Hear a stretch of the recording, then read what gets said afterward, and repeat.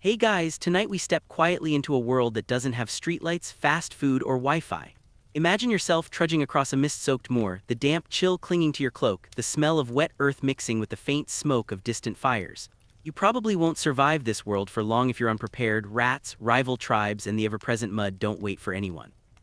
But for those who called Dark Age Britain home, life had its rhythms, its tiny luxuries, and its persistent, stubborn attempts at comfort. So before you get comfortable, take a moment to like the video and subscribe, but only if you genuinely enjoy what I do here. And hey, while you're at it, post your location and local time. Now dim the lights, maybe turn on a fan for that soft background hum, and let's ease into tonight's journey together. You trudge along the uneven ground of a small village, the wooden huts huddled like survivors against the biting wind. Smoke rises in lazy spirals from small hearths, and the smell of burning peat curls into your nostrils. Inside, families huddle around the fire, sharing the warmth and the little food they have. Historians still argue whether the average hut had more than a single room, but you can feel the cramped coziness as you squeeze past a bench carved from a fallen oak. Peeling bark makes a kind of soft carpet beneath your feet. Outside, dogs bark nervously, pigs grunt in pens, and the occasional cow hobbles through the muck. The sounds are almost musical in a rough, primitive way. The land itself dictates much of your routine. You wake with the sun or when the first rooster crows, whichever comes first, because time doesn't tick here, it stretches in long, damp, foggy hours. Morning chores are relentless. Water from the nearby stream, firewood chopped from the sparse trees, and repairing what little fencing keeps the animals from wandering into the neighbor's cornfield. And cornfields, by the way, might consist more of barley and rye than actual corn as you know it. But the principle is the same: feed the family, avoid starvation. Fringe practices occasionally crop up. Some villagers might smear animal fat on their skin to keep insects away, a trick that smells worse than it works but seems worth it when horseflies attack. Clothing is rough but functional. You tug on a wool tunic, scratchy against your skin, and a leather belt cinches it awkwardly at your waist. Your boots are heavy, laced with simple cords, and the soles are often so worn you feel every stone. You think about fashion and realize that the closest thing you'll see to ornamentation is the occasional bronze brooch, hammered by someone who probably learned the craft from their grandfather, who learned it from his grandfather, stretching all the way back to Roman occupation. Jewelry is both a statement and a small investment in social capital. A shiny pin can earn a nod from a visiting chief, while a dull one might earn nothing more than pity. Meals are small but frequent, dependent on what the land provides. Breakfast could be porridge with bits of dried fruit if you're lucky, or just a bowl of barley gruel if luck isn't smiling. Meat is precious. Pigs and goats are kept close to the hut, chickens wander for eggs, and occasionally, if fortune allows, a small deer or hare makes it to the table. Herbs foraged from hedgerows add flavor. Some villagers believe that certain plants protect against evil spirits or worse, curses from a neighbor, but whether this actually works is anyone's guess. Historians still argue whether these superstitions were mostly practical or purely ceremonial, but either way, they shape the meals on the table. Your neighbors are close, but the bonds are tense. Friendships can be lifelong, forged over shared labor and mutual protection. But rivalries are also a constant undercurrent. A disagreement over grazing land, a misfired arrow during a hunt, or a perceived insult can escalate quickly. Hospitality is sacred, though. Offering a stranger a portion of bread and a warm spot by the fire could be the difference between life and death. And communities remember generosity, passing stories down for decades. Fringe tales persist too. You might hear whispers of someone being cursed by a wandering druid, or of a child born with a birthmark considered unlucky, destined for strange fates. Travel is rare, arduous, and dangerous. Roads are little more than muddy tracks lined by brambles and often used by bandits or roaming beasts. You might occasionally spot a Roman milestone, moss-covered and half-buried, hinting at a world long gone. Those old structures are reminders that Britain has layers of history pressed into its soil, even if the current villagers ignore them, focused on survival. You carry a small knife not just for work but for defense, and perhaps a sling to scare off smaller predators. The landscape dictates your daily choices, and every misstep has consequences. Children run barefoot through the village, toughened early learning skills by imitation. Girls help with cooking, weaving, and fetching water, while boys learn to hunt, farm, and fight. Play is interspersed with lessons in practicality, building small traps, identifying edible plants, and memorizing tales of past warriors. Curiously, some children might play with tiny wooden dolls dressed in scraps, and scholars debate whether these toys are purely educational or also a way to practice social roles and hierarchy. Religion, or what passes for it, permeates the air like smoke from the hearth. Pagan rituals linger alongside emerging Christian practices. Sacred sites might be small groves of trees, standing stones, or an altar near the river. Villagers offer simple prayers for health, harvest, and protection. Fringe beliefs persist. Perhaps a neighbor claims a charm can ward off illness, or that the spirit of a recently deceased ancestor protects certain fields. Historians still argue whether these practices were more superstition or community bonding mechanisms, but either way, they shape daily decisions. Night falls slowly, carrying a different kind of chill. Fires burn low, animals are secured, and families huddle under layers of wool and furs. The moonlight casts long shadows across the village, making the simple structures feel both protective and eerily vulnerable. You listen to the wind rustle through reeds, hear distant calls from wild animals, and think about the hard-earned skills that keep you alive: tracking, foraging, fire-making, and the subtle art of negotiation with neighbors and strangers alike. These are the sophisticated survival skills you rely on, sometimes without even realizing it. The Dark Age isn't just about hardship, it's about adaptability, cunning, and a deep understanding of the land that sustains you. You close your eyes, imagining the village under the stars, fires flickering, smoke curling, and the soft sounds of life persisting despite the cold and uncertainty. Even in the harshest conditions, people find ways to care for each other, tell stories, and cling to small comforts, a glimpse into humanity that transcends time. And as you drift toward sleep, you carry the scent of peat, the feel of wool, and the echo of ancient voices, a reminder that even in the dark ages, life is never entirely dark. You step through a wooden doorway into the smoky interior of a medieval hall, the air thick with aromas that are at once comforting and strange. The flickering fire casts shadows across rough-hewn tables, bowls of steaming gruel, and baskets of oddly shaped fruits and vegetables that you might not recognize without a passing glance at a modern farmer's market. The Middle Ages weren't kind to the palate, at least not by today's standards, but they had a resourcefulness that kept families fed even when the skis refused rain. You probably won't find a single carrot peeled to perfection or a baguette in sight. Bread is dense, often mixed with bran or rye, and sometimes flavored with herbs grown in cramped garden plots. But it sustains, and that's the point. Breakfast is sparse and repetitive: thin porridge, sometimes sweetened with honey or bits of dried fruit if you're lucky. Eggs from the few clucking hens add protein, and milk, if available before it sours, offers richness. You trudge to the fields afterward, stomach rumbling but fueled, because survival depends on energy more than flavor. Fringes of luxury appear only occasionally. A pat of butter or a sprinkle of cheese is almost indulgent, though for peasants, these items are more about stretching the body through the day than enjoyment. Historians still argue whether these small additions were widespread or reserved for festivals and feast days. Lunch is often cold leftovers, something you eat while repairing fences, tending livestock, or hauling water. You nibble on coarse bread, perhaps dipped in broth from yesterday's stew, and if luck smiles, a roasted rabbit or a small fish from a nearby stream might supplement the meal. Quirky traditions emerge in these modest kitchens. Some families preserve meat using smoke or vinegar, and occasionally someone tries burying it in ash, claiming it keeps away disease. You wrinkle your nose at the idea, but it works more often than you'd expect. The main meal is a sensory experience in its own rugged way. Large cauldrons bubble with watery stews made from root vegetables, beans, and whatever protein is available. Spices are rare and expensive, so the flavor palette is narrow. A pinch of salt, perhaps some garlic, and for those near trading routes, a bit of pepper. But the medieval imagination compensates for scarcity. You might witness a peasant adding herbs picked hastily from the hedgerow or experimenting with fermented grains to thicken the stew. Some concoctions verge on strange by modern standards: baked onions stuffed with fish paste, or a gruel of barley, blood, and milk, but survival trumps taste. Markets bring a burst of color and exotic smells.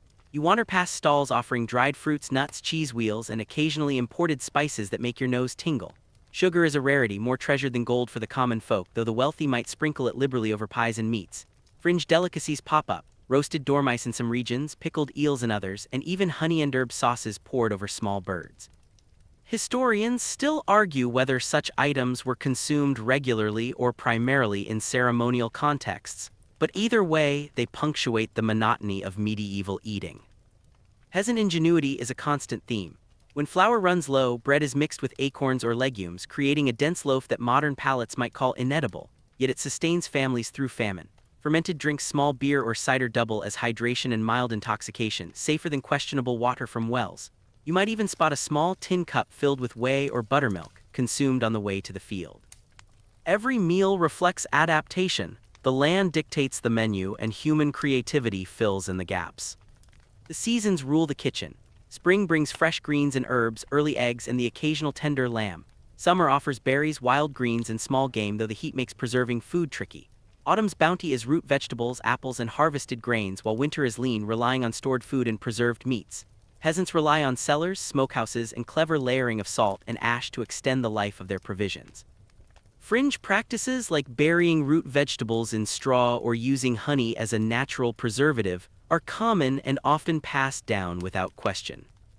Banquets for the wealthy offer a stark contrast. You imagine long tables groaning under roasted swans, stuffed peacocks, and pies so elaborate they resemble architectural feats. Spices imported from distant lands paint sauces vivid colors, and sugar sculptures dazzle the eye. Yet even in these grand displays, quirks abound: boiled calves, feet served with sweet sauces, or jellied fish set beside roasted meats. Historians still argue whether such extravagance was normal for the elite or mostly performative theater meant to display power. Street food is another story. Vendors shout over the marketplace din, selling roasted meats, pancakes, or small pies. You might encounter oddities like haggis-like mixtures or cheese fried in lard, eaten hot and on the go. Quirky traditions persist. Some vendors sprinkle herbs to ward off bad luck or claim that certain sausages cure minor ailments. It's informal, chaotic, and full of sensory delight, though perhaps not recommended for a delicate stomach. As night falls, kitchens quiet, but the memory of food lingers. The smell of smoke, fresh bread, stews, and roasting meat drifts through corridors, mingling with the faint tang of fermented drinks. You recall the ingenuity, the quirks, the occasional extravagance, and the relentless adaptation to season and circumstance. Eating in the Middle Ages is a story of survival, creativity, and occasional shock, an experience that tastes strange to the modern tongue but nourishes the human spirit just the same. You wander along a narrow, muddy path flanked by dense hedgerows, your fingers brushing against brambles and wild herbs, inhaling the earthy scent of damp soil. Dark Age Britain and the broader medieval landscape, survival often hinged on foraging as much as farming, and the line between abundance and scarcity is thinner than you might imagine. You probably won't find a grocery store within a day's walk, and the closest thing to convenience is a small cache of preserved grains or salted meat, meticulously guarded against both human and animal pilferers. Superstition, practicality, and seasonal rhythms all shape what ends up on the table. So you pause, pluck a handful of chickweed, and wonder whether the leaves are nutritious or cursed. Historians still argue whether certain magical herbs were genuinely medicinal or merely symbolic gestures of hope. The morning begins with small chores: fetching water, checking traps, and scanning the woods for edible roots and berries. You keep a keen eye on the terrain, noting where wild garlic grows and which berries are safe. The line between safe and poisonous is a delicate one. A misstep can bring illness. Fringe beliefs pepper this practice. Some villagers insist that only herbs picked on certain days or during specific moon phases have potency.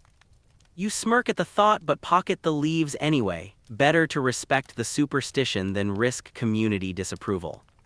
By mid-morning, the local families convene at the hearth. Breakfast might consist of bread dipped in cold broth or porridge thickened with a few beans. You nibble while an older woman recounts tales of the wild hunt, a superstition warning that wandering too far at twilight invites malevolent spirits. Such beliefs often dictate foraging behavior, limiting excursions to safe hours. Yet in lean seasons, rules bend. Famished children pick berries after dusk, whispering prayers to the spirits. Hopping hunger shields them from harm. Feasts are rare, but when they occur, they are both spectacle and survival mechanism. You imagine a harvest festival: barrels of ale, roasted fowl, and pies stuffed with seasonal vegetables. The local lord might throw a small gathering, showcasing abundance he often hoards to display wealth. Fringe traditions intermingle. Certain dishes are served with charms to protect the household, while others are deliberately avoided because legends warn of ill luck. Historians still argue whether these rituals were primarily social, religious, or both, but either way, they shape behavior and appetite. Scarcity, however, is an ever-present shadow. Winter looms long and cruel, stripping the land bare, and granaries may hold only the remnants of summer crops. You trudge through fields frozen hard as stone, imagining the laborers who shove snow aside just to reach the last of stored root vegetables. Hunting becomes a desperate endeavor. Traps, snares, and small game are vital for protein. Occasionally, famine strikes harder and communities resort to unusual measures: acorn bread, nettle soup, or even preserved insects in extreme circumstances. These practices might seem shocking, but ingenuity is survival. The diet shifts in response to both climate and superstition. Foraging isn't merely practical, it is ritualized. Certain mushrooms are avoided because folklore warns of poisonous spirits, while specific herbs are sought for protective charms. You follow the trail of wild onions and dandelions, aware that each leaf might carry both nourishment and story. Families often prepare lucky meals even if the ingredients are meager. A pinch of salt thrown over the shoulder, a leaf tucked under a pie crust, a whispered prayer over boiling broth. The supernatural and the edible intertwine seamlessly. Peasant communities develop an intimate understanding of seasonality. Spring brings fresh greens and early berries, summer yields nuts, wild herbs, and fish from streams, autumn harvests provide root vegetables and grains, winter relies on dried, salted, or stored foods. You carry a basket filled with harvested roots, the scent of damp earth lingering on your fingers. Fringe preservation methods are fascinating. Burying vegetables in straw or storing them in water-filled pits keeps them edible longer. Historians still argue whether such methods were widespread or localized practices, but either way, ingenuity is constant. Market towns occasionally offer reprieve. Traders bring dried fruits, cheese, salted meats, and the occasional imported spice. You wander among the stalls, eyes widening at the colors and smells, imagining how villagers rely on these rare encounters to supplement their otherwise monotonous diets. Street foods, a pie here, roasted meat there, offer temporary abundance, though at a price that weighs heavily on modest purses. You might even spot a small oddity like pickled fish or roasted dormice, eliciting equal parts curiosity and suspicion. Even in times of plenty, feasts maintain an air of ritual.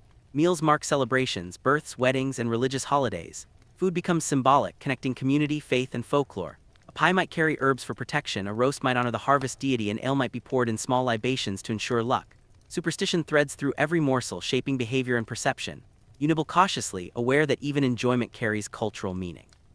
As night falls, the lessons of abundance and scarcity linger. You tuck foraged greens into your basket, secure grains in a humble sack, and reflect on the delicate balance medieval families maintained. Every meal is a negotiation, between land and human effort, superstition and practicality, survival and enjoyment. The interplay of scarcity and plenty, of ritual and necessity, keeps communities alive and connected, teaching resilience and patience. You drift toward sleep, stomach full, or at least not empty, and your mind carries the scents, textures, and stories of a world where food is both sustenance and symbol. You step through the wooden threshold of a modest colonial home, the smell of burning pine mingling with freshly baked bread, and immediately sense a world ruled by routine, faith, and subtle social maneuvering. Courtship here isn't a casual stroll through a park or swiping right on a screen. It is a careful dance governed by family, reputation, and the ever-watchful eyes of neighbors. You probably won't survive long if you ignore social expectations, and yet beneath the rigid propriety, passion simmers in quiet, surprising ways. So before you settle in your chair, take a moment to like the video and subscribe, but only if you genuinely enjoy what I do here. And if you're feeling talkative, post your location and local time. Now dim the lights, maybe turn on a fan for that soft background hum, and let's slip into this early American world together. The day begins with chores, sweeping the dirt floor, tending to chickens, fetching water from the nearby well. These tasks may seem mundane, but they shape courtship as much as any formal gathering.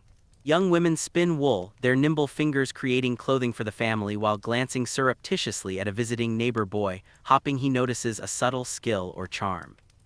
Men, on the other hand, are expected to demonstrate competence in farming, hunting, or carpentry, practical skills that prove their suitability for marriage.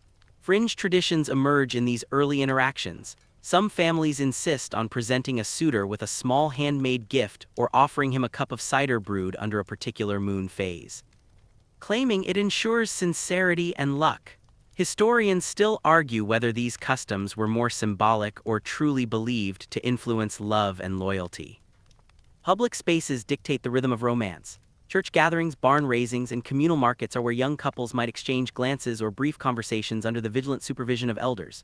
You move through these spaces, noticing the subtle cues. A shared joke, a glance held a second too long, or a careful exchange of a handkerchief folded into a precise shape. Gossip travels faster than letters, and a minor misstep can affect a person's social standing. Some scandalous affairs are whispered about for years, particularly if a couple disregards parental consent. In rare cases, young lovers sneak moments of intimacy, a stolen touch or secret note, though discovery often carries consequences. Marriage itself is both practical and emotional. Dowries, land, and social alliances weigh heavily on the arrangement. A young woman might dream of love, but her family considers survival and social advantage first. You imagine the discussions around candlelit tables. Who will inherit what, which family alliances serve the community best, and how reputation is preserved. Yet passion and personal desire persist, quietly threading through letters, whispered confidences, and occasional romantic poetry tucked into the folds of daily life.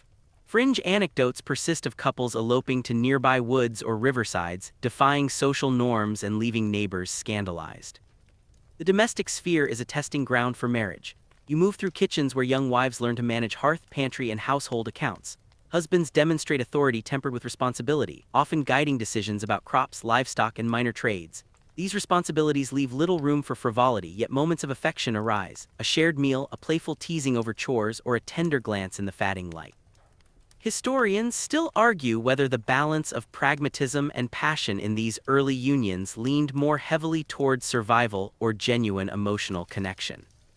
Community rituals reinforce expectations. Sunday services, seasonal celebrations, and harvest festivals function as both social glue and matchmaking opportunities. You watch as a young woman displays her embroidery, a silent advertisement of skill and diligence, while a young man demonstrates his physical strength or oratory at a harvest feast. Small gestures, offering a seat, sharing a slice of bread, or giving a hand in a communal task, carry symbolic weight.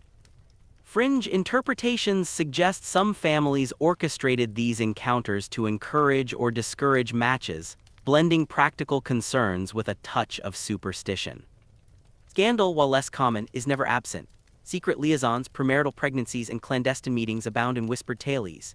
You move through a dimly lit hall and imagine the hushed discussions, the worried glances, and the occasional confrontation.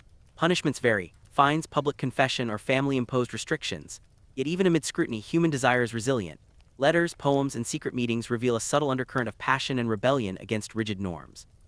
Divorce is rare but possible. You observe the careful negotiations over property, dowries, and child custody. Communities approach these situations cautiously, blending moral censure with practical necessity. Fringe accounts describe cases where mediation involved local elders consulting folklore or superstitions to determine fair outcomes. Historians still argue whether these practices were more symbolic or genuinely enforced in daily governance, but either way, they underscore the weight of societal and spiritual expectations in matrimonial life. Even within strictures, courtship and marriage are highly performative. Gifts are chosen with care, appearances are meticulously maintained, and public behavior communicates both virtue and desirability. You notice the careful orchestration of meals, sewing, and small chores, all potential opportunities to impress a prospective partner or maintain family honor.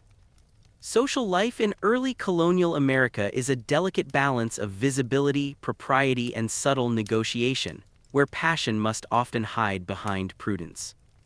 As night falls, you watch couples retire to modest homes, the flicker of candlelight revealing quiet intimacy, whispered conversations, and the hum of household labor winding down. The day's dances, chores, glances, and letters weave together, showing that love and survival exist side by side, and that even amid strict social hierarchies, human desire finds a way to flourish. You breathe in the scents of pine, hearth, and evening air, carrying the lessons of early American courtship and marriage into the quiet moments of your own reflection.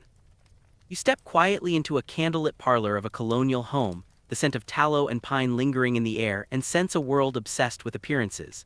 Public piety reigns supreme, sermons echo through wooden meeting houses, and every neighbor watches the other like a hawk. Yet behind this disciplined exterior, human desire whispers insistently and scandal simmers in the shadows. You probably won't survive long if you openly flout societal expectations, but peeking behind the veil reveals the tension between what people profess and what they secretly pursue. So, before you settle in for this tale, take a moment to like the video and subscribe, but only if you genuinely enjoy what I do here. And don't forget to post your location and local time. Now dim the lights, maybe turn on a fan for that soft background hum, and let's slip quietly into the complicated world of colonial intimacy. Daily life is regimented, with men and women attending to labor, worship, and family duties. But the eyes and ears of the community extend everywhere. A whispered rumor can travel from one edge of a village to the other in a single day, sometimes with embellishments that make the scandal far juicier than reality. You brush past a gathering of young women spinning wool, and you can almost hear the gossip about a neighbor's forbidden courtship. Historians still argue whether such rumors were instruments of social control or simply the natural byproduct of a tightly knit community. Private life, however, is rarely entirely private. Letters, secret notes tucked under pillows, and stolen glances reveal the desires that simmer beneath strict moral codes. Young couples find creative ways to communicate, sometimes hiding correspondence in barns, hollowed logs, or beneath floorboards. Fringe stories abound. Some claim that certain couples perform secret rituals under moonlight to ensure fidelity or invoke passion, blending superstition with private experimentation. These practices are whispered rather than recorded, leaving modern scholars debating their authenticity. The laws and moral codes are strict, sometimes brutally so. Premarital intimacy, adultery, or even flirtation can result in fines, public penance, or banishment. You imagine a town meeting where a young man is called to confess, standing on the platform before the entire congregation, his face red, while neighbors murmur approval or judgment. Fringe accounts suggest that some families privately negotiate settlements or conceal transgressions to avoid public shame. Historians still argue how widespread these discreet compromises were, but the tension between public morality and private desire is undeniable. Religious instruction saturates daily life, reinforcing boundaries. You hear the distant cadence of a minister's voice reciting biblical laws, warning of sin and the dangers of lust. Children are educated early in moral strictures, learning through example and admonition the consequences of transgression. Yet even within this strict moral framework, human curiosity and attraction persist. You might glimpse a young woman secretly watching a neighbor boy practice his musket skills or a man lingering in the garden longer than necessity dictates. These small acts, innocent or daring, carry weight. Courts and church authorities often mediate cases of scandal, blending punishment with moral instruction. You imagine a hearing in which whispered accusations surface, witnesses recount their observations, and the accused offer confessions laced with fear and humility. Punishments vary: whipping, fines, public apologies, or community service. Fringe stories hint at more unusual remedies, placing an accused couple under a watcher's eye for weeks, or assigning penance through ritualized work. Historians still argue whether these practices were common or rare, but their presence underscores the community's constant balancing act between discipline and discretion. Scandal extends beyond sexual matters. Gossip about financial impropriety, land disputes, or breaches of etiquette intertwines with romantic rumors, creating a dense web of social observation. You walk past a market stall where a whispered conversation turns to the secret trysts of a local family. In tightly knit villages, reputation is everything. Maintaining appearances requires vigilance, while personal desire often demands subtle rebellion. Fringe customs emerge. Some young women supposedly wear charms to protect themselves from unwanted attention, while others use coded gestures to signal interest discreetly. Intimacy finds creative channels. Marriage contracts, courtship dances, and community festivals provide sanctioned outlets for affection. Couples navigate a complex social landscape, balancing public propriety with private exploration. You might picture a barn-raising or harvest festival where fleeting touches or exchanged glances carry the weight of subtle rebellion. Historians still argue whether these gestures were widely recognized or primarily imagined by modern interpretations, but they demonstrate the persistent undercurrent of desire beneath rigid societal rules. Even in the harshest moral environments, curiosity and passion survive. People develop coded communication, secret meetings, and discreet signals that allow relationships to flourish, albeit cautiously. You imagine young couples exchanging whispered words under a moonlit window or passing folded notes with carefully chosen words. Fringe stories recount elaborate schemes to maintain romance while avoiding scrutiny, reflecting both human ingenuity and the universal need for connection. As night descends, the village settles into a quiet hum of domestic life. Candles flicker in windows, the distant bark of a dog echoes in the still air, and the tension between public morality and private desire softens into the rhythms of survival, family, and whispered stories. You breathe in the mixture of pine smoke, tallow, and the faint scent of ink on secret letters, understanding that even in a world of rigid codes, human passion finds subtle, enduring pathways. You step into the bustling streets of Constantinople in the early 6th century, the air thick with the scent of baked bread, incense, and the less savory aromas of open sewers. The city thrums with merchants, scribes, and beggars alike, all weaving through the labyrinthine streets as the golden domes of the Hagia Sophia glint in the sun. And there, amid the spectacle of the city, a young woman named Theodora navigates a world that most would consider impossibly rigid, but she does so with cunning, charm, and a spark that will change the course of history. You probably won't survive in her world without guile and courage, but Theodora thrives. So before you get comfortable, take a moment to like the video and subscribe, but only if you genuinely enjoy what I do here. And while you're at it, post your location and local time. Now dim the lights. Maybe turn on a fan for that soft background hum, and let's follow Theodora's remarkable journey. Her beginnings are humble yet colorful. Born around 500 CE, Theodora is rumored to have performed in circus acts and stage entertainments, dazzling crowds with acrobatics and charm. You watch her leap and twirl, the glittering crowd gasping and applauding as she learns to command attention. Fringe stories suggest she also worked in the more risque spheres of performance, which later fueled scandal and moralizing gossip at court. Historians still argue how much of her early career is fact versus the dramatic exaggeration of chroniclers, but either way, it sets the stage for her audacious rise.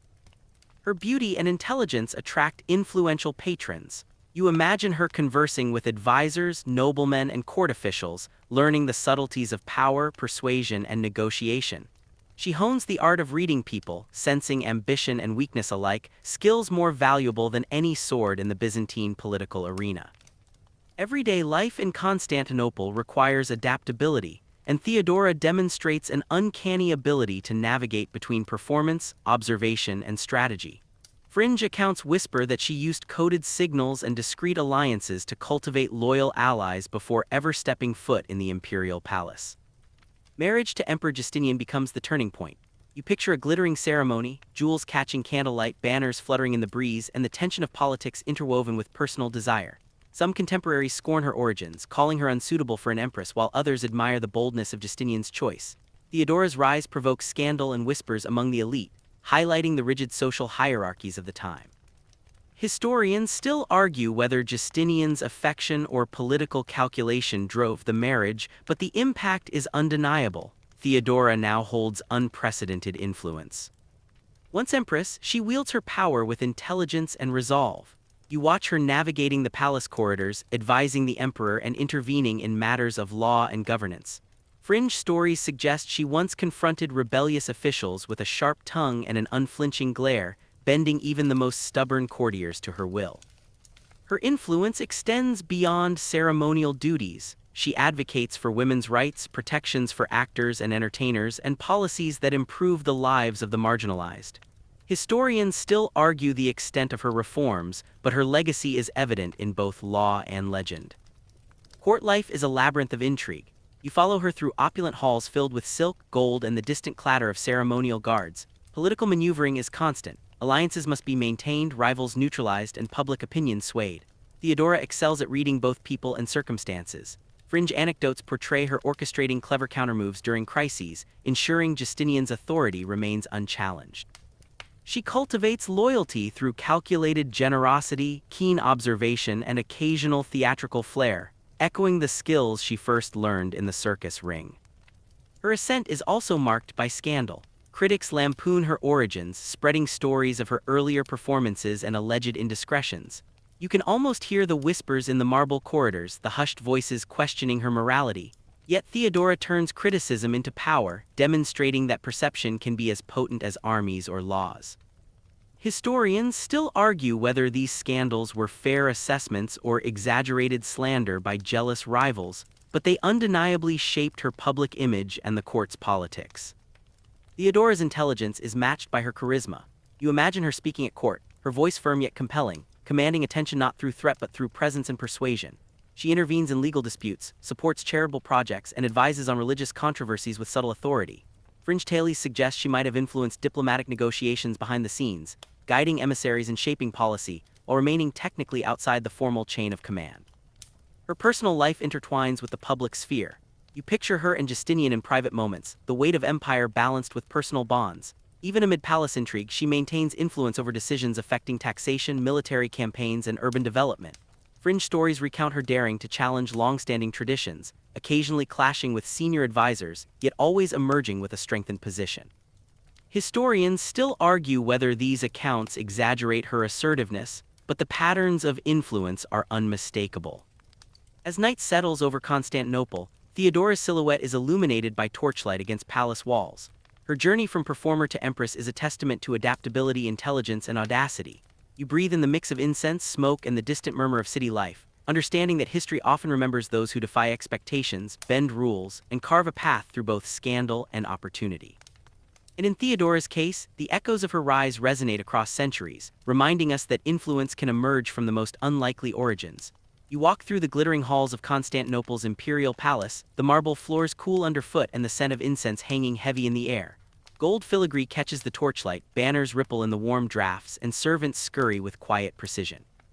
This is the world Theodora now commands, not merely as empress in title, but as a force shaping policy, law, and the daily rhythm of court life. You probably won't survive long in this arena without cunning, keen observation, and an understanding of both people and precedent, but Theodora thrives. So before you get comfortable, take a moment to like the video and subscribe, but only if you genuinely enjoy what I do here. And if you're watching from somewhere interesting, post your location and local time. Now, dim the lights, maybe turn on a fan for that soft background hum, and let's slip into the complex world of palace intrigue. Her influence is subtle yet omnipresent. You imagine her moving through corridors lined with advisors, eunuchs, and envoys, her eyes taking in alliances, weaknesses, and opportunities. Decisions on policy and governance pass subtly through her council, shaping the empire without overt declarations. Fringe tales suggest she might have used coded gestures during council meetings, signaling to loyal allies while keeping rivals guessing. Historians still argue how much formal authority she wielded versus informal influence, but her impact is undeniable. Daily routines in the palace are a carefully orchestrated dance. You watch Theodora oversee ceremonies, distributing favors, judging disputes, and granting audiences with a mixture of grace and strategic intent. Her knowledge of law and custom allows her to intervene effectively, advocating for women, actors, and the less privileged. Some scholars note that her reforms gave women greater protection in divorce and property rights, a revolutionary concept in a society dominated by male authority. Fringe stories even claim she personally ensured that abandoned children or abused women received shelter and support, though historians debate the scale of these interventions. Court intrigue is relentless. Nobles jockey for influence, envoys seek favors, and factions maneuver in shadows. You follow Theodora as she navigates these shifting currents, forming alliances, diffusing conflicts, and punishing those who overstep boundaries. Fringe anecdotes describe clever misdirections, whispered warnings to rivals, and carefully timed public appearances to assert authority. Historians still argue whether some of these tales are dramatized, but the underlying truth is clear. Theodora's acumen allowed her to bend the machinery of court politics in ways few could. Her legislative influence is profound. You picture her consulting on laws affecting marriage, property, and social welfare, ensuring that women's voices, rarely considered, are represented. Some decrees mandate protections against forced prostitution, improve rights for widows, or regulate inheritance in ways that benefit marginalized groups. Fringe accounts tell of secret councils where Theodora personally guided draft legislation, and while historians debate the details, the result is a tangible legacy of legal reform. The palace is also a stage for subtle displays of power. You see Theodora presiding over banquets with a careful eye, gauging the loyalties of attendees, nodding rivalries, and rewarding discretion. Fringe tales suggest she occasionally hosted gatherings with hidden messages embedded in seating arrangements or menu choices, signals to allies or warnings to adversaries. Even seemingly ceremonial actions carry strategic weight, blending spectacle with subtle governance. Religion intersects constantly with her influence. You follow her to the Hagia Sophia, observing interactions with bishops, monks, and political clerics. She uses these encounters to promote her policies, mediate disputes, and occasionally challenge orthodox positions in support of her reforms.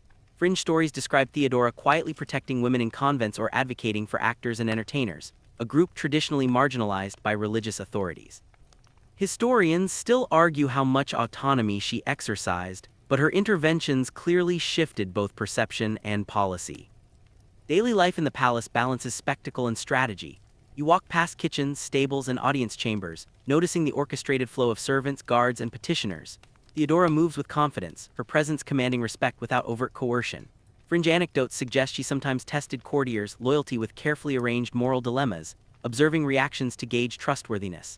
These subtle strategies consolidate power while maintaining the appearance of harmony. Scandal and rumor never fully disappear. You imagine whispers about her past life and performance and alleged indiscretions, yet these tales are carefully managed to reinforce her authority rather than undermine it. Historians still argue the accuracy of these stories, but in practice, Theodora demonstrates an extraordinary ability to control narrative, using gossip as a tool rather than a threat.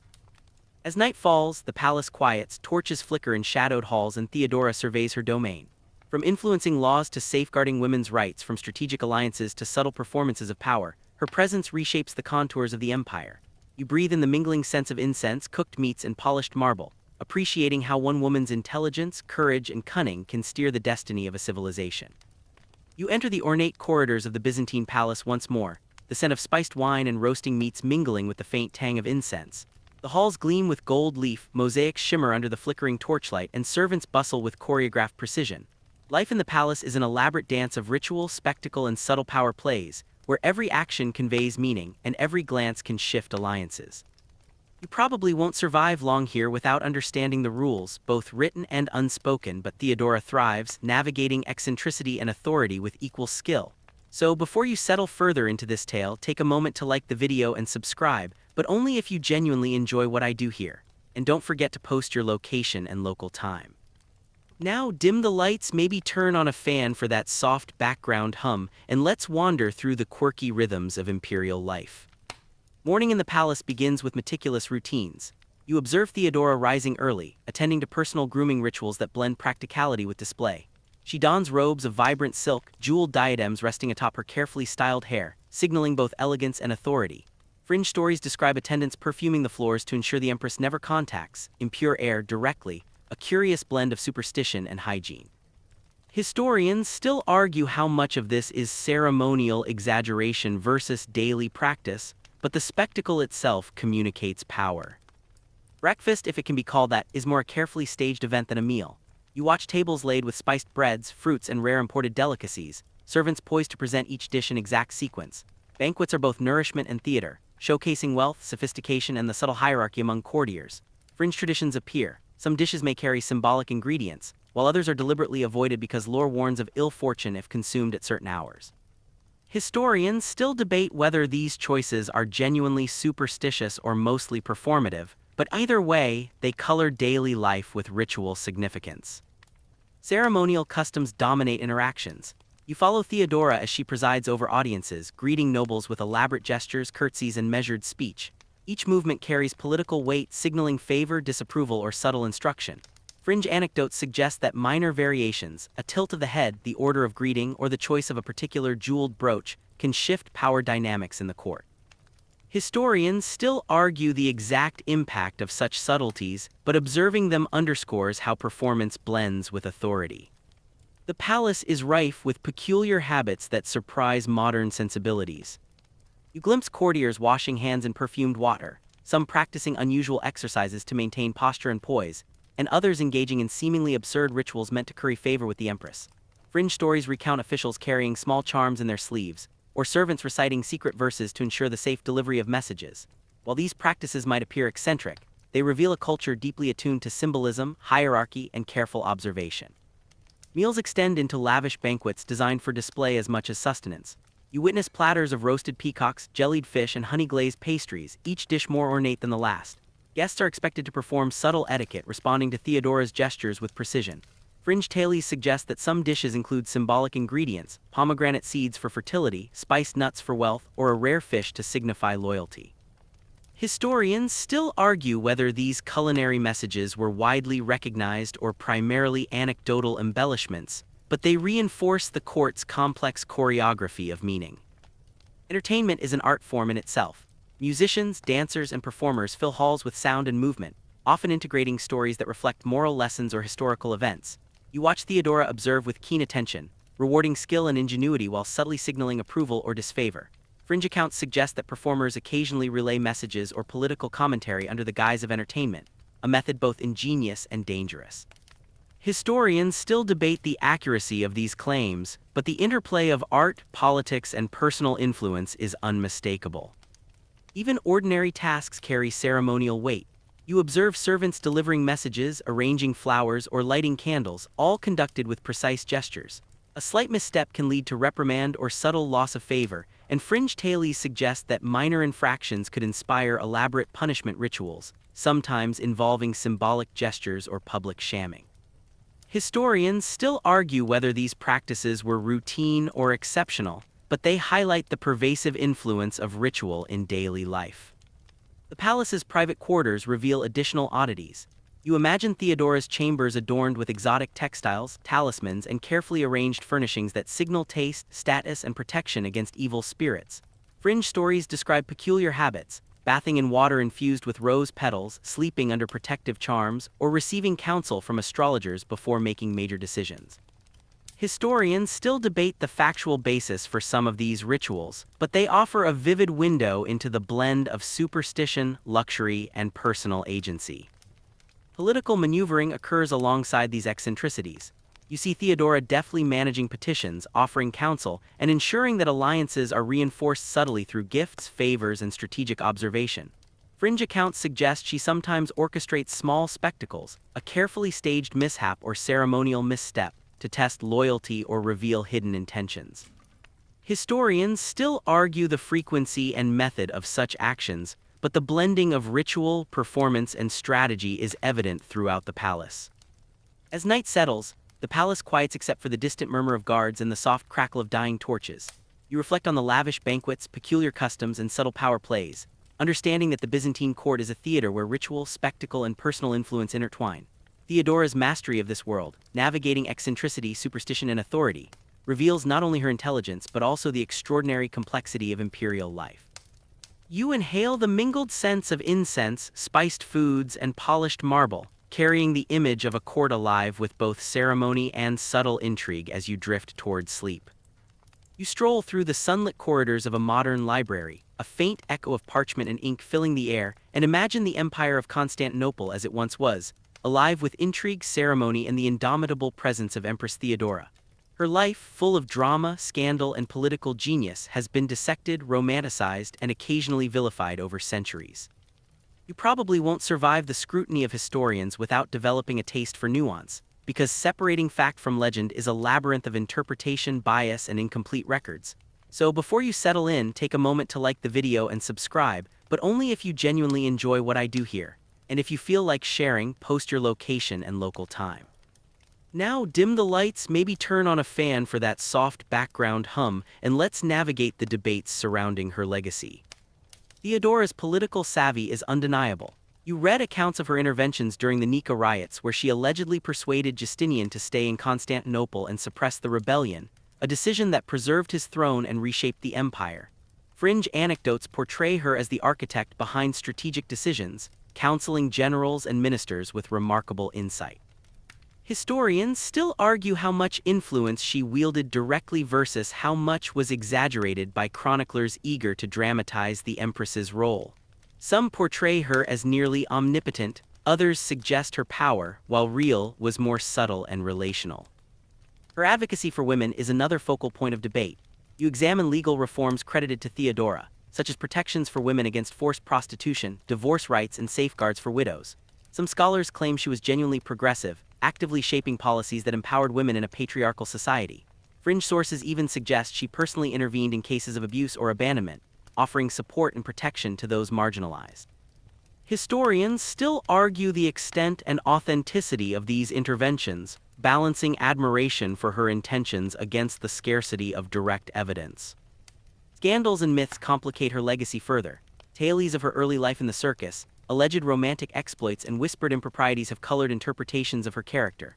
You flip through pages of texts, some sympathetic, some moralistic, all attempting to reconcile a woman of humble origins with her exalted status. Fringe narratives claim she manipulated gossip strategically to strengthen her position, a hypothesis debated vigorously by modern scholars. Historians still argue whether these stories are reliable reflections of her life or the product of centuries of sensational storytelling. The intersection of legend and historical fact is a constant challenge. You trace chroniclers' accounts, noting differences in tone, emphasis, and detail. Some sources depict her as a saintly figure of intelligence and virtue, while others emphasize her cunning, ambition, and ruthlessness. Fringe accounts suggest she orchestrated palace intrigues with near-mythical precision, yet cross-referencing with surviving documents and archaeological evidence tempers these claims. Historians still debate the balance between myth-making and reality, recognizing both the power of narrative and the fragmentary nature of evidence. Her religious influence adds another layer of complexity. You examine accounts of her involvement in theological debates, her support for monophysites, and her patronage of convents. Some sources credit her with guiding imperial religious policy subtly, while others downplay her role. Fringe stories claim she used spiritual counsel strategically to reinforce political alliances, a theory both tantalizing and contested. Historians still argue how much these interventions shaped doctrine versus how much they reflected careful navigation of existing structures. Even her image in art and mosaics sparks discussion. You study intricate depictions of Theodora and Hagia Sophia, her jeweled robes, and the symbolic gestures embedded in her portraits. Fringe interpretations suggest hidden messages, assertions of power, subtle moral lessons, or reinforcement of imperial legitimacy. Historians still argue over how consciously these images were designed to convey authority, or whether they simply reflect contemporary aesthetic norms. The lasting cultural impression of Theodora complicates scholarship. Literature, folklore, and even modern media portray her variably as schemer, saint, and survivor. You trace these threads, observing how centuries of retelling have layered meaning upon meaning, sometimes obscuring historical nuance. Fringe theories claim that contemporary gossip shaped later mythologies, suggesting that the empress herself may have exploited narrative to her advantage. Historians still argue the interplay between historical events and literary embellishment, recognizing both the enduring fascination and the methodological challenges. Her legal and social reforms remain central to evaluating her impact. You examine surviving laws, court records, and decrees, noting subtle shifts in women's rights, property arrangements, and social protections. Fringe accounts suggest additional reforms when undocumented, carried out through informal influence or patronage. Historians still debate how much of Theodora's legacy was codified versus enacted through personal intervention, and how much has been lost to history. As night settles, you close the dusty tomes and reflect on the multifaceted legacy of Theodora. Political genius, advocacy for women, scandal, myth, and rumor intertwine, creating a portrait both rich and contested. You breathe in the quiet of the library, imagining the opulent halls, whispering courtiers, and the fierce, strategic mind of a woman who shaped an empire. Even centuries later, the debate continues, reminding us that history is never a static story but a living dialogue between evidence, interpretation, and imagination. You lean back in your chair, the soft hum of a fan mingling with your own slow breaths, and allow your mind to drift across centuries, imagining the threads that tie Dark Age Britain, medieval feasts, colonial scandals, and the Byzantine court together. Life was never simple, never static, and every small choice, what you ate, who you courted, which alliance you forged, echoed in ways both subtle and profound. You probably won't survive mentally if you try to absorb all these histories at once, yet tracing their ripples reveals patterns of human resilience, creativity, and audacious ingenuity. So before you get truly comfortable, take a moment to like the video and subscribe, but only if you genuinely enjoy what I do here. And while you linger in your own space, share your location and local time. Now dim the lights, maybe turn on a fan for that soft background hum. And let's drift gently through the echoes of time. From the damp huts of Dark Age Britain, you feel the pulse of survival, the relentless rhythm of labor, the delicate knowledge of plants, and the cunning required to navigate a world stripped of the security of Rome. The quirky foraging habits, the subtle superstitions, and the fleeting moments of communal gathering leave traces that persist. Even centuries later, these survival strategies inspire the imagination, in literature, games, and modern reconstructions of medieval life. Fringe tales of root-based diets or odd remedies once whispered in village circles now color our perception of the mystical Middle Ages. Historians still argue whether these eccentric practices were widespread or localized, yet their cultural resonance endures. Medieval meals and odd snacks leave a different kind of imprint. You savor the idea of spiced pies, roasted dormice, and acorn bread, realizing that necessity often fuels creativity. You imagine artisans, peasants, and lords alike experimenting with flavors, preserving knowledge through recipe and ritual. Fringe anecdotes like magical herbs or charms tucked into loaves reflect a world where superstition and sustenance coexist. Historians still debate whether these practices were pragmatic or performative, but the legacy is clear. Our fascination with unusual foods, feasts, and seasonal rituals owes much to these centuries of experimentation and ceremony. Colonial America contributes its own echoes. You recall whispered scandals, courtships constrained by moral codes, and the delicate balance of passion and propriety. Tales of clandestine meetings, social maneuvering, and family strategies survive in diaries, letters, and local lore. Fringe stories of secret charms, coded gestures, or forbidden trysts capture the imagination, offering insight into the tension between public virtue and private desire. Historians still argue how representative these anecdotes are, but they remain emblematic of the universal negotiation between personal inclination and societal expectation, a theme recognizable across eras. Byzantium, of course, resonates with enduring drama. Theodora's rise from performer to empress, her cunning political strategies, and her ability to blend ritual, superstition, and authority continue to fascinate. You picture her commanding audiences, reshaping law, and navigating scandal with a deftness that seems almost cinematic. Fringe tales of secret councils, coded gestures, and ritualized spectacles add texture to her legacy, while historians debate the balance between myth and fact. Yet whether fully documented or embroidered by legend, her life influences later cultural imagination, inspiring novels, television, and historical reinterpretation. Across all these epics, you see a pattern. Human ingenuity, resilience, and eccentricity leave echoes that reverberate far beyond their moment. Small acts, crafting a meal from scarce ingredients, devising a subtle signal of affection, or bending ritual to assert influence, become stories that outlive the participants.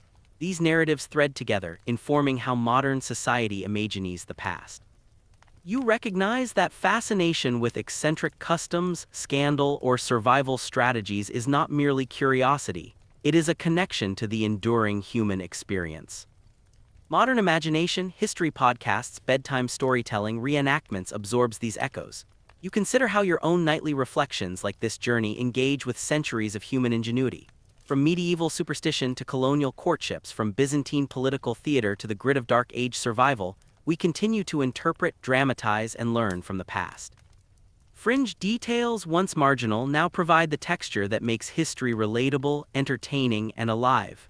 Historians still argue how much of our interpretation is influenced by storytelling versus strict evidence, yet both forces shape collective memory. Even the peculiar, the scandalous, and the strange, like acorn bread, secret lovers, or empresses issuing silent warnings through gestures, hold value. They illuminate the human need to adapt, persuade, survive, and occasionally rebel. You feel the continuity, traits that helped a peasant endure famine, a colonial couple navigate strict morality, or an empress wield influence, are mirrored in how we respond to challenge, culture, and power today. As the night deepens, the stories settle into your mind like a soft, layered quilt. The past feels tactile, the crunch of bread, the rustle of silks, the whisper of forbidden words. You sense that history is less a linear narrative and more a living tapestry, connecting lives across time through survival, innovation, and creativity. Even the quirks, scandals, and oddities, those details that make historians squabble, become threads in the rich, intricate weave of human experience. In this quiet, you realize that the echoes of Dark Age ingenuity, medieval feasts, colonial scandals, and Byzantine mastery are not just tales of other times.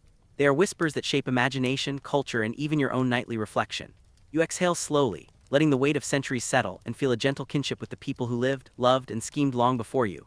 Each eccentricity an act of survival rippling across time to reach your own moment of contemplation. You settle into the dim glow of your room, feeling the world outside soften into a quiet hum, and let your mind wander across centuries, drifting through the misted hills of Dark Age Britain.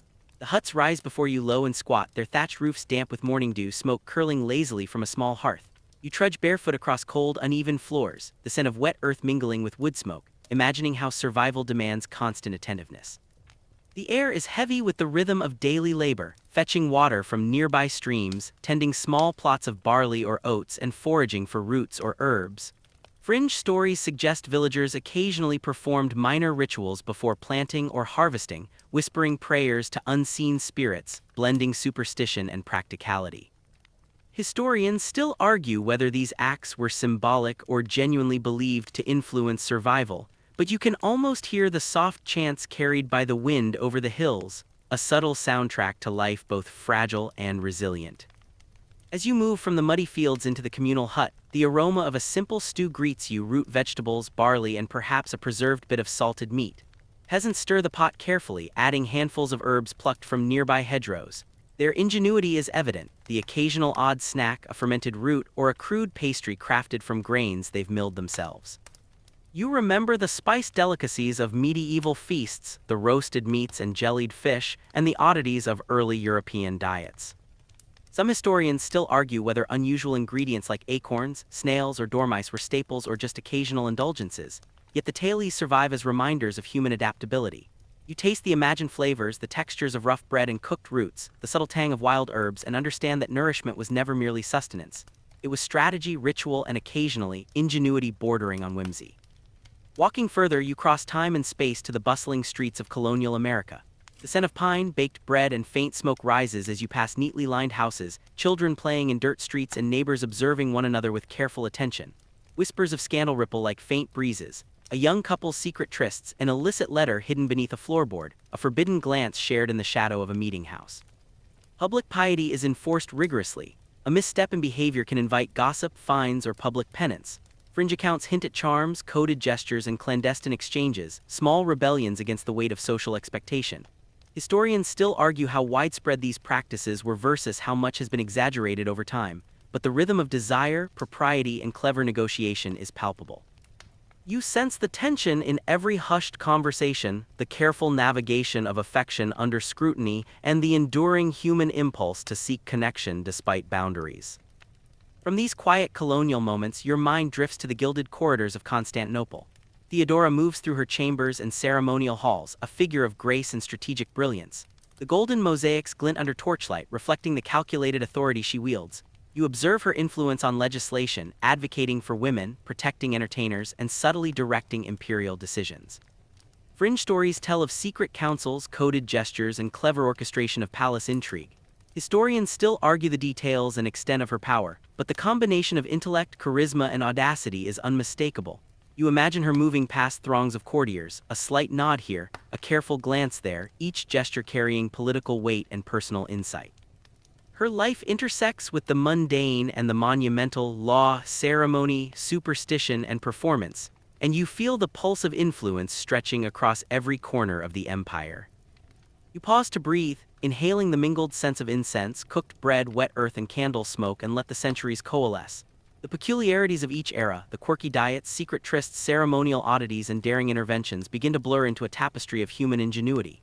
Survival, adaptation, creativity, and audacity thread through every story, connecting seemingly disparate times and places. You remember the superstition of a Dark Age villager, the culinary creativity of a medieval cook, the clandestine ingenuity of a colonial youth, and the cunning orchestration of a Byzantine empress. Each echo persists, resonating in imagination, storytelling, and the subtle ways we inherit lessons from the past.